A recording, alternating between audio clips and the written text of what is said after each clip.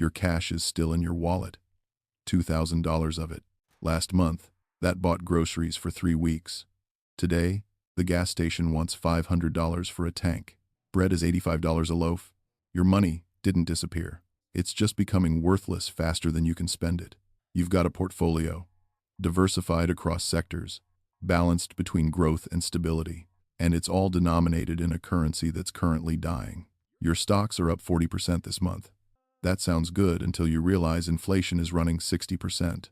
You're getting poorer in real terms while your account balance climbs. This is the theft nobody explains.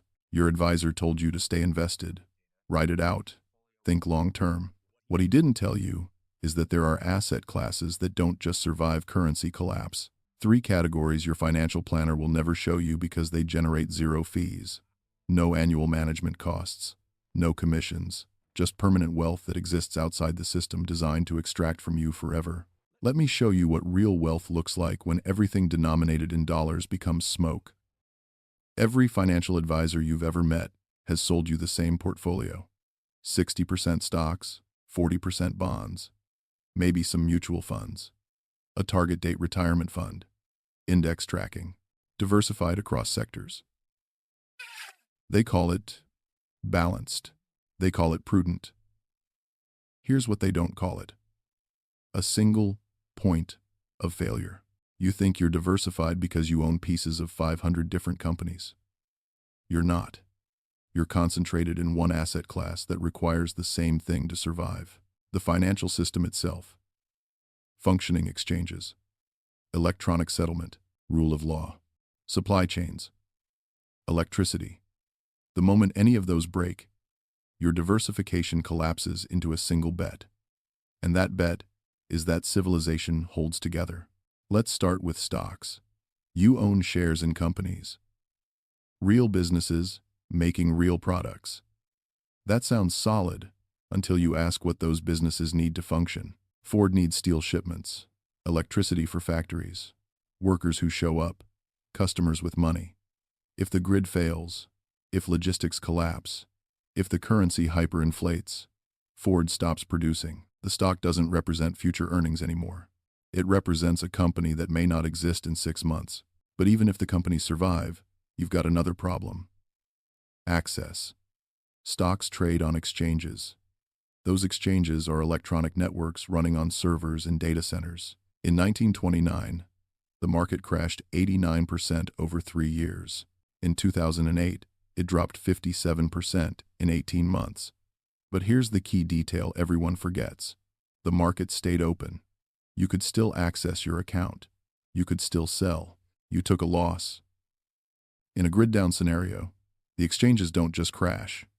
They close. No price discovery. No liquidity. Your shares exist as entries in a database you can't reach. Now let's talk about bonds. Government bonds, corporate bonds, municipal bonds. They're IOUs, promises to pay you back with interest. The problem is obvious once you say it out loud. A bond is only worth something if the entity that issued it still exists and honors its debts. If the government collapses, if the corporation dissolves. Retirement accounts are worse. You've got money locked in a 401k or an IRA. You can't access it without penalties until you're 59 and a half. That's fine in a stable system. In a crisis, it's a trap. Argentina seized private pension funds in 2008 and converted them to government bonds. Poland did the same in 2013. The government can rewrite the rules when it needs capital, and your retirement account is sitting there, cataloged, with your name on it. Here's the deeper problem. All of this wealth, every stock, every bond, every retirement account, it exists electronically. Numbers in databases. And databases can be frozen. In 2013, Cyprus locked bank accounts and took a percentage of deposits over 100,000 euros to bail out the banking system. Greece imposed capital controls in 2015. Lebanon did it in 2019. You wake up one morning and your wealth is suddenly inaccessible. Not gone, just unavailable. For an indefinite period. This is what financial advisors don't explain. Your wealth isn't really yours. It's a liability on someone else's balance sheet. The bank owes you. The brokerage holds your shares. The fund manages your account. You're a creditor in a system built on counterparty risk. And the moment that system freezes, you're standing outside the vault, watching your net worth exist in a state between real and imaginary. So what actually survives when the financial system freezes? In 1923, Weimar Germany, paper marks became wallpaper. A wheelbarrow full of currency bought a loaf of bread, but a kilogram of copper wire still bought 2 weeks of food. The currency died. The metal didn't. That's the first investment category. Physical commodities with industrial utility, not gold. Gold is a monetary metal. It's valuable because people agree it's valuable. That's useful. But it's not what we're talking about. We're talking about materials that manufacturing requires to function. Copper, lead, nickel, brass, aluminum. These are production inputs. Civilization can't build without them. Here's why they work. Copper conducts electricity. Every motor, every generator, every wire harness in every machine needs copper. You can't make electronics without it. Messen, tenkoe. Reken capturing, you can't run a factory without it. Global industry uses 25 million metric tons of copper annually. That demand doesn't disappear when currency collapses. Lead has intrinsic utility. Batteries need it. Car batteries, backup power systems, grid storage. Lead acid chemistry requires lead. And ammunition. Every conventional bullet has a lead core. Demand for lead exists independent of what government prints on paper. Nickel makes stainless steel. Without nickel, you can't produce corrosion-resistant alloys. That means no industrial piping, no food processing equipment, no medical instruments. Demand is structural. It's built into how modern production works. In Venezuela, between 2016 and 2019, the currency lost 99.9% of its value. Hyperinflation ran over 1 million% annually at its peak. People with bolivars starved. People with physical commodities traded them for food at relatively stable ratios. A spool of copper wire bought approximately the same amount of rice in 2019 as it did in 2016. The currency collapsed. The commodity held its purchasing power. This is investment category 1. Not ETFs tracking commodity prices. The actual metal, copper bullion, brass ingots, lead bars, nickel rounds, material you can hold, store, and trade. The advantages are obvious. These metals are divisible. You can trade a pound of copper or 10 pounds. They're recognizable. A machinist knows what copper looks like. They're verifiable. Density and conductivity tests confirm authenticity, and they're independently valuable. You're not asking someone to believe in your currency. You're offering them material they need. Weight matters. Iron has utility, but it's too heavy relative to value. You'd need a truck to move $10,000 worth of iron. Copper and nickel are dense enough to be portable. A backpack can carry $5,000 in copper. That's the practical threshold. Storage is straightforward. Keep it dry. Organize it. Inventory it. Metals don't degrade. They don't expire. A pound of copper stored in 1990 is still a pound of copper today. But here's the problem nobody talks about. A garage full of copper makes you a target, and it won't feed you. So why don't financial advisors tell you about this first step? Why isn't this investment strategy 101? Why doesn't every financial advisor start with this? 2 reasons, and neither of them is performance. Reason 1, there's no recurring revenue. Financial advisors make money through assets under management. That's AUM. Industry standard is 1% annually.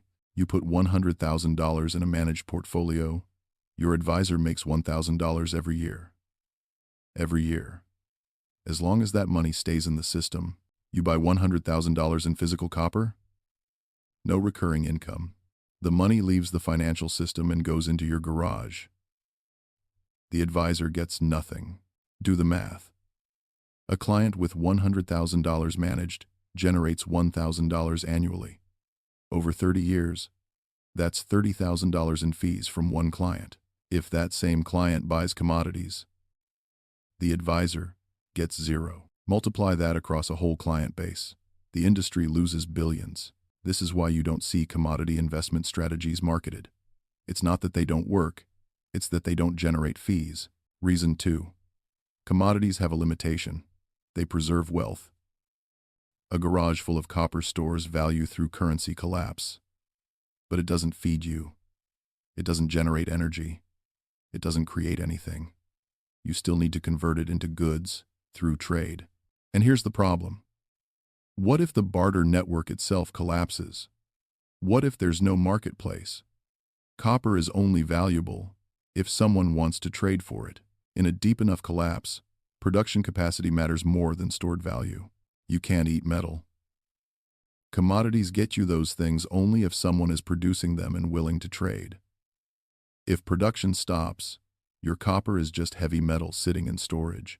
Which brings us to the second investment category. The one that doesn't just preserve wealth.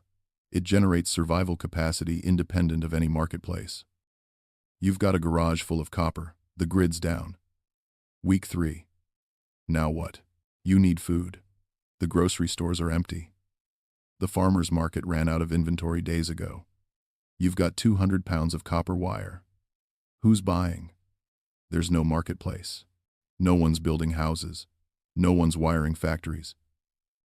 Here's the problem with commodities. They require a functioning trade network. Someone has to want what you're selling. Someone has to have what you need. And you have to find each other. In a shallow collapse, that works. In a deep one, production matters more than storage. Before the collapse, money buys food. Someone else grows it, you pay for it. After the collapse, the equation inverts. Food production becomes money. The person with a functioning garden doesn't need your copper. They need seeds, water, labor, time. They've got food. You don't. Who's got leverage? This is where the second investment category comes in. Production assets. These are investments that generate utility independent of whether an economy exists. They create value. They output goods. They work regardless of what's happening in the financial system or the trade network. Wealth isn't what you own. It's what you can do. $1 million in the bank is useless if the bank won't let you withdraw. A garage full of commodities is useless if no one's trading. But a piece of land producing 2,000 pounds of food annually, a solar array generating 5 kilowatts, a machine shop that can fabricate parts, that's production capacity. That's survival infrastructure. Investment category 2 includes agricultural land with water rights, industrial tools that don't require electricity, off-grid energy systems, and skills that create value. These aren't things you trade. These are things you use. They produce calories, energy, repairs, medical care, output that you need whether or not anyone wants to trade with you. The metric changes.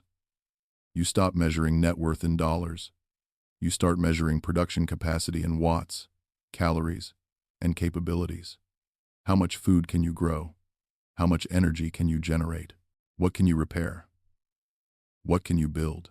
Let me show you exactly what to buy, and why it's the closest thing to immortal wealth that exists, and why the financial system treats it like it doesn't exist.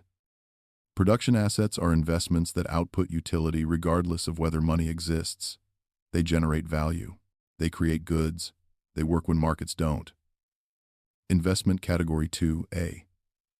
Agricultural land with secured water rights. Not just land. Land that can produce food. 1 acre of well-managed vegetable garden produces roughly 20,000 pounds of food annually. That's enough calories to feed 8 to 10 people for a year. The math is simple. Acres times yield equals survival capacity. But here's the critical detail. Water rights. Land without water is desert. You can own 100 acres. If you can't legally access water for irrigation, you own dirt. In a collapse, rainfall isn't enough. You need well rights, spring rights, or riparian access. States with strong water rights protections matter. Property in regions with consistent rainfall matters. Climate and growing season length matter. This isn't abstract investing. This is buying production infrastructure. Investment category 2B. Industrial machine tools. not CNC equipment that requires computers and electricity. Manual machining tools. A Bridgeport mill, a South Bend lathe, a stick welder that runs on DC. These are machines that fabricate parts, repair equipment, and build infrastructure. In a functioning economy, they're shop tools. In a collapsed economy, they're the economy. The person who can machine a replacement shaft, weld a broken frame, or fabricate a water pump fitting controls repair capacity. That's economic power. These tools last generations. Bridgeport mills from the 1,950s are still in use in machine shops today. 70 years of continuous operation. They don't need software updates. They don't have planned obsolescence. You buy them once. They outlive you. Investment category 2C. Off-grid energy systems. Solar panels paired with nickel-iron battery banks. Not lithium, nickel-iron. The chemistry that lasts a century. A 5-kilowatt solar array generates roughly 25 kilowatt-hours per day in decent sun. That's enough to run a refrigerator, power tools, lighting, and communication equipment.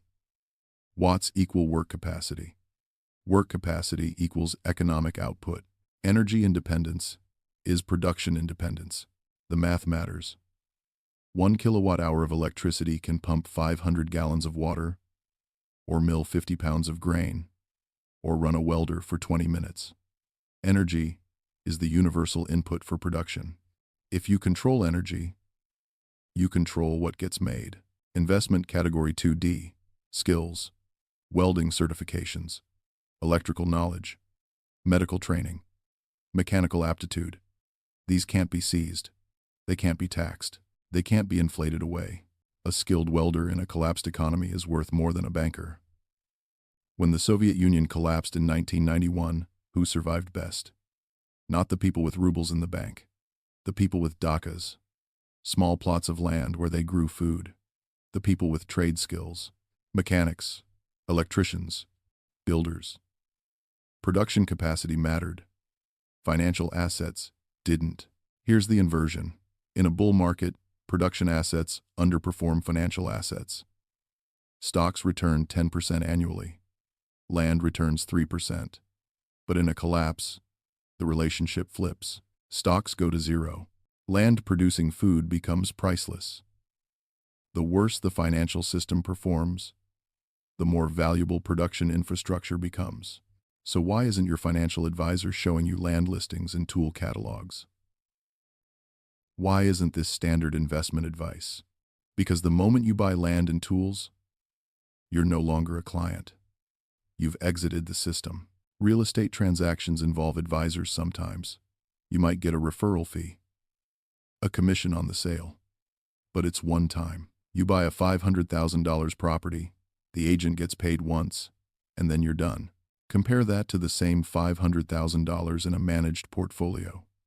That generates $5,000 annually, at 1% AUM, every year, forever. Over 30 years, that's $150,000 in fees, versus maybe a $15,000 commission once. Machine tools? Solar systems? You buy a Bridgeport mill from an industrial equipment dealer. You install solar panels through a contractor. You pay for welding certification. The financial industry gets nothing. Zero revenue stream. Zero ongoing management. Zero control. This is client sovereignty. The wealth leaves the financial system and becomes infrastructure you own outright. You're no longer generating fees. You're no longer dependent on intermediaries. You've become independent. And in an economy built on extracting recurring revenue from managed assets, independence is a loss of business. But here's the limitation production assets have. They're physical. They exist in space. And anything that exists in space can be taxed, seized, or destroyed. Property taxes are ongoing. In a crisis, governments confiscate assets. Venezuela seized private farms. Argentina took pension funds. History is full of land grabs and asset seizures. Production capacity also requires defense. If you can't protect your land, your tools, your infrastructure, someone stronger takes it. Individual sovereignty is still vulnerable to collective force. You've got food production, energy, generation, energy, energy, energy, and repair capacity. Week 6 of collapse. An organized group shows up with numbers. Now what? Which brings us to the third investment. The one that can't be seized, can't be taxed, and makes you completely ungovernable. And it's the one the system fears most. You've got land producing food, tools making repairs, solar generating power. You don't. They want what you've built. What's your play? Individual sovereignty hits a hard limit. Physics doesn't care how prepared you are. Force wins. Resources get concentrated. The person with production capacity becomes a target for anyone willing to use violence. You can't defend against organized groups alone. The third investment isn't a thing.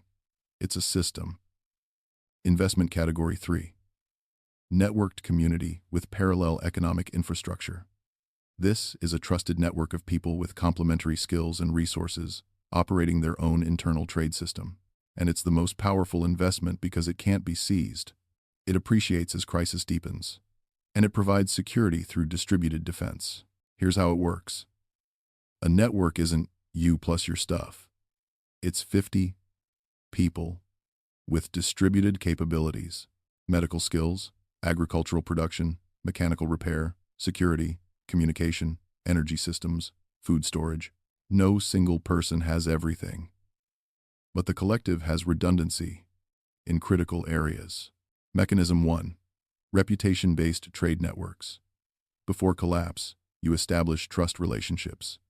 You document who has what skills, what resources, what production capacity. When systems fail, you've got an internal economy that functions without currency. Direct barter, skill exchange, resource pooling. Geographic safety adds another layer. Southern Hemisphere, which means atmospheric fallout from Northern Hemisphere. Nuclear exchanges largely misses it. No active fault lines, so earthquakes aren't a threat. Mild climate, no hurricanes, no extreme weather disasters that collapse infrastructure. Stable coastline, no tsunami risk. The geography just works. No enemies. Uruguay has stayed neutral in every major conflict. No territorial disputes with Brazil or Argentina. Good relations with neighbors. Not involved in cartel violence like Mexico or Colombia. The drug war doesn't touch it. No insurgencies, no separatist movements. It's politically boring, and that's exactly what makes it safe. But here's why it's the most actionable option on this list. You can actually move there. Residency pathways exist. Investor visa requires you to purchase property or make a business investment. The threshold is low compared to other countries, around $370,000 in real estate or a business. Rentista visa requires proof of stable income, roughly $1,500 per month from pensions, investments, or remote work. That's achievable for a lot of people. You don't need $1 million in assets. You don't need a PhD. You just need stable income or enough capital to buy a small property. Spanish helps, but it's not mandatory for residency paperwork. You can navigate the process in English with a lawyer. The bureaucracy is slow, but it's functional. Cost of living is reasonable.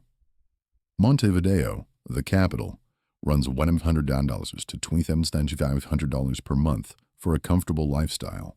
That includes rent, food, utilities, transportation, healthcare. Outside the capital, it's cheaper. You can live well on a modest budget. Infrastructure is modern. Montevideo has fiber internet, speeds comparable to major U.S. cities. International airport with direct flights to Europe, North America, and regional hubs. Healthcare system is ranked higher than the United States in efficiency and outcomes. Public and private options available. Expat communities exist, especially from Argentina, Brazil, and Europe. So you're not completely isolated if you don't speak fluent Spanish immediately. Real estate ownership is straightforward. Foreigners can buy property without restrictions. No residency requirement. to own land or a house. You can purchase before you move, secure a foothold, then apply for residency from a position of stability. But here's what the State Department won't tell you. This option exists right now. Uruguay doesn't restrict immigration aggressively. It wants skilled workers, retirees with stable income, and foreign investment. But if 5 million Americans started researching Uruguayan residency tomorrow, that's a brain drain crisis. High earners leaving means tax revenue disappears. Skilled labor evaporates. Military recruitment pools shrink. The information exists on embassy websites and in expat forums, but it's never compiled into a government-sponsored safe haven guide. Because advertising an exit creates capital flight, and capital flight destabilizes the domestic economy. This is the most actionable option because you don't need extraordinary wealth or connections. You need information, a plan, and the willingness to act before the sirens start. 5 countries. 5 different mechanisms of safety. But let's step back and look at the pattern. Why does this information exist in obscure expat forums and embassy websites, but never on government preparedness pages or mainstream news? Let's talk about why good information gets buried. It's not conspiracy. It's incentive structure. The pattern is clear. Safe haven relocation information exists. Embassy websites list residency requirements. Expat forums compare visa pathways. Immigration lawyers specialize in these exact processes. But you'll never see a government-sponsored guide titled Top 5 Countries to Escape WW3. You'll never see CNN running segments on New Zealand residency requirements or Uruguayan investor visas. The information is available, but it's not aggregated. It's not marketed. You have to dig. Here's why. Tax base erosion. High earners. Researching international relocation represent potential revenue loss. Governments want citizens earning domestically, paying taxes domestically, spending money in the domestic economy. If 100,000 skilled professionals start seriously researching Uruguay, that's billions in tax revenue walking out the door over a decade. Brain drain. Engineers, doctors, programmers, skilled tradespeople. If they leave, you've got workforce gaps. The State Department wants those people staying put, contributing to the domestic economy, filling critical infrastructure roles. Mass emigration pre-conflict weakens everything. Military recruitment. The Department of Defense requires a domestic population for draft scenarios. If 5% of military-age adults relocate internationally before tensions escalate, your recruitment pool shrinks. Preparedness means having bodies available when conscription becomes necessary. Economic stability. If even 2% of the population started serious relocation research tomorrow, housing markets destabilize. Capital flight accelerates. Financial institutions panic. Governments need population stability to maintain economic function. So the information exists, but it's kept fragmented. Residency lawyers know. Expat communities share it in private forums. Embassy websites have the paperwork. But mainstream media doesn't compile it into digestible guides, because that triggers exactly the outcomes governments want to prevent. But here's the thing. You can research this right now. You can look up visa requirements. You can visit these countries. You can establish backup plans. The information isn't classified. It's just not advertised. What other safe havens exist? What residency paths have you found? Drop it in the comments. The more we share, the more options we build collectively. Geography doesn't care about your passport. Physics doesn't care about your lease. And survival doesn't require permission. It only requires information and action.